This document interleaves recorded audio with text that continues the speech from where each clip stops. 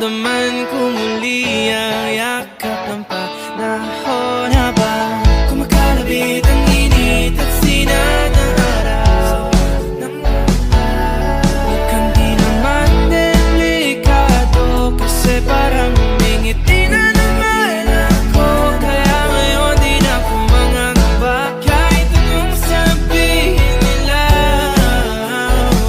Ngayong andyan ka na, di magmamadali ko na katabi. Saan ko kay pumuti, di na maghanap ng kung anong sagot sa mga tanong dahil ikaw ang katiyakan ko. Hindi na ako bibitaw, niyangin ko lang sa'yo. Kung anong kulay ang aking magsisilbing tanglaw, ikaw ay dilaw.